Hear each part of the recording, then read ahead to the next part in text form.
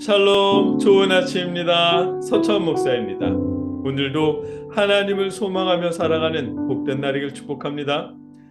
어제 말씀에서는 성도들의 순수한 마음을 일깨우기 위해 베드로후서를 쓰셨다고 말씀하셨습니다. 구약의 말씀과 주님의 가르침을 다시 일깨우고 그로 인해 순수함을 회복하게 하셨습니다. 신앙의 순수함은 하나님의 말씀을 통해 회복될 수 있습니다. 오늘 본문은 베드로후서 3장 3절로 4절까지의 말씀입니다. 한 목소리로 함께 읽겠습니다. 먼저 이것을 알지니 말세에 조롱하는 자들이 와서 자기의 정욕을 따라 행하며 조롱하여 이르되 주께서 강림하신다는 약속이 어디 있느냐? 조상들이 잔 후로부터 만물이 처음 창조될 때와 같이 그냥 있다 하니 아멘. 거짓 교사들은 주님의 재림이 없다고 말합니다. 하나님의 심판도 없다고 주장합니다. 그들이 그런 주장을 하는 이유는 단지 자신들의 정욕대로 욕망대로 살고 싶기 때문입니다. 본문 3절입니다. 먼저 이것을 알지니 말세에 조롱하는 자들이 와서 자기의 정욕을 따라 행하며 조롱하여 아멘. 거짓 교사들은 자기들 정욕대로 자기들 욕망에 따라 살면서 조롱한답니다. 그것이 말세 때 일어나는 현상이랍니다. 그런데 베드로후서가 말씀하시는 말세는 두 가지 의미가 있습니다. 한 가지는 지금 베드로후서의 시대를 의미하고 또 다른 한 가지는 장차 오게 될 종말론적인 미래를 의미합니다. 우리에게로 적용하면 우리가 살고 있는 지금 이 시점이 본문에서 말씀하시는 말세이기도 하고 아울러 장차 주님이 재림하시는 그날 또한 말세라는 것입니다. 본문에서 말씀하시는 말세에는 이렇듯 두 가지 의미가 포함되어 있답니다. 따라서 조롱하는 사람들이 나타났다고 반드시 종말을 의미하는 것은 아닙니다. 오늘 본문은 베드로후서 시대조차 말세라고 표현하고 있기 때문입니다. 말세 때가 되면 조롱하는 사람들이 나타나서 지들 멋대로 살면서 신앙인들을 조롱한답니다. 본문에서 조롱하는 사람들이라고 번역한 단어는 엠파이크 타이입니다. TDNT에 따르면 소크라테스는 경솔하고 헛된 생각으로 살아가는 사람들을 엠파이크 타이라고 말했답니다. 그러고 보면 조롱하는 사람들은 뛰어나거나 비범해서 타인을 조롱하는 것이 아닙니다.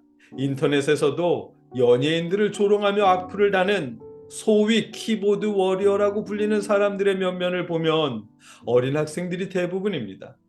하나님의 심판이나 재림을 조롱하는 사람들도 마찬가지입니다. 비범해서 조롱하는 것이 아니라 어린아이들처럼 경솔해서 조롱할 수 있는 것입니다. 하룻강아지가 범무서운 줄 모르고 왈왈대는 것처럼 말입니다. 실제로 이사야 3장 4절에서는 엠파이크 타이라는 단어를 아이들로 번역했습니다. 그가 또 소년들을 그들의 고관으로 삼으시며 아이들이 그들을 다스리게 하시리니 아멘.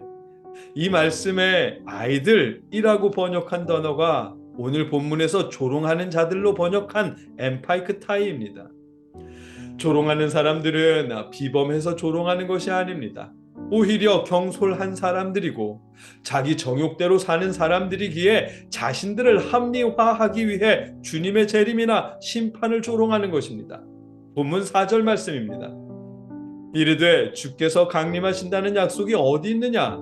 조상들이 잔 후로부터 만물이 처음 창조될 때와 같이 그냥 있다 하니 아멘.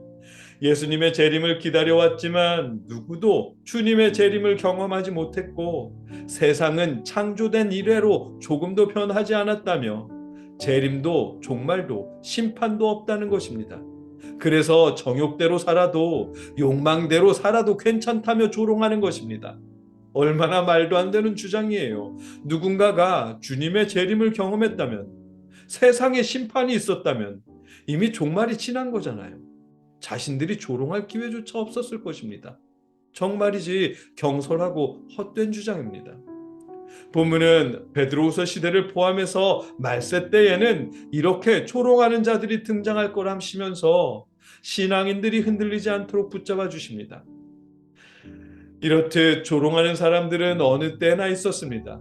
노아의 때에도 있었고 소돔과 고모라 때도 있었고 다윗 시대에도 있었습니다. 시편 42편 3절에 보면 사람들이 종일 내게 하는 말이 내 하나님이 어디 있느뇨 하오니 내 눈물이 주야로 내 음식이 되었도다. 아멘. 다윗이 종일 눈물을 흘릴 만큼 하나님은 없다고 하는 조롱의 소리를 들었답니다. 조롱하는 자들은 언제나 있어 왔습니다. 지금이 말세이고 또 장차 말세가 올 것이기에 그러합니다. 어떤 사람들은 죄인들이 버젓이 잘 살고 있는 걸 보면 하나님은 없다며 조롱하기도 합니다. 마치 자신은 하나님의 심판 앞에서도 멀쩡할 수 있을 것처럼 말입니다.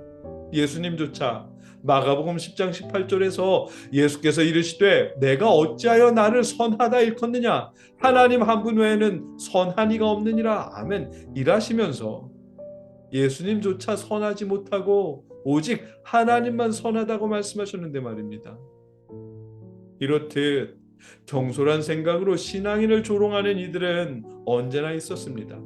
거듭 말하지만 그들은 비범해서가 아니라 그냥 자기 욕정대로 정욕대로 살고 싶어서 심판자를 조롱하고 주님의 재림을 조롱하는 것입니다.